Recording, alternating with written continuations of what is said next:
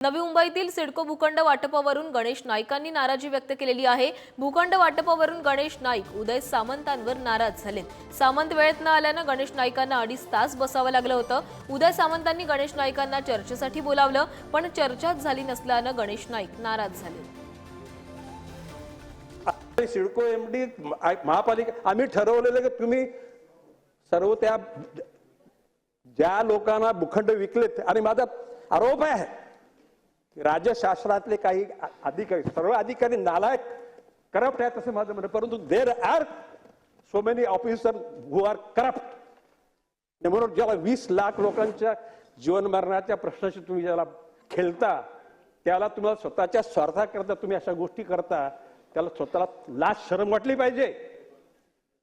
आणि म्हणून माझी मागणी अशी आहे की जोपर्यंत ह्या गोष्टीचा विल्हेवाट लागत नाही तोपर्यंत या असे आदेश पाठीमागे घ्या।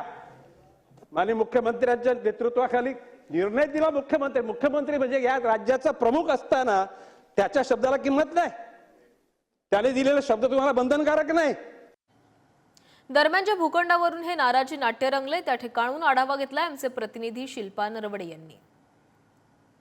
नवी मुंबई शहरातील भूखंड विक्रीच्या मुद्द्यावरून चांगलंच राजकारण तापलेलं पाहायला मिळत आहे आणि या विषयावर आमदार गणेश नाईक यांनी अधिवेशनामध्ये चर्चा देखील केलेला आहे आणि या चर्चेमध्ये त्यांनी मुख्यमंत्री एकनाथ शिंदे यांना टार्गेट केलेलं पाहायला मिळत आहे। नवी मुंबई शहरामध्ये जे भूखंड आहेत ते भूखंड नवी मुंबई महानगरपालिकेच्या डीपी प्लॅनमध्ये अव्वाच्या सव्वा दाखवण्यात आलेली आहे आणि ती मागणी करण्यात आलेली आहे सिडकोकडे। मात्र सिडकोने यापूर्वी नवी मुंबई महानगरपालिकेला जे भूखंड दिले होते ते नवी मुंबई महानगरपालिकेच्या सार्वजनिक कामांसाठी दिले होते आणि आता जी मागणी करण्यात आलेली आहे डीपी प्लॅन मध्ये जे आरक्षित भूखंड दाखवण्यात आलेले आहे ते अव्वाच्या सव्वा असल्याचं सिडकोचं म्हणणं आहे। आणि याविषयी आमदार गणेश नाईक यांनी अधिवेशनामध्ये चर्चा देखील केलेली आहे आणि उदय सामंत यांच्याशी ते बैठक देखील करणार होते।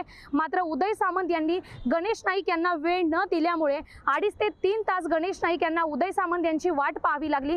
त्यामुळे आता कुठेतरी चांगलंच राजकारण तापलेलं पाहायला मिळत आहे आणि येणाऱ्या काळामध्ये आमदार गणेश नाईक यांनी एकनाथ शिंदे यांना टार्गेट केलं असलं तरी उदय सामंत यांनी कुठेतरी गणेश नाईक यांना वेळ दिलेला नाही। त्यामुळे आता महायुतीमध्ये या दोघांमध्येच वाद निर्माण होण्याची शक्यता निर्माण झालेली आहे। शिल्पा नरवडे, पुढारी, नवी मुंबई।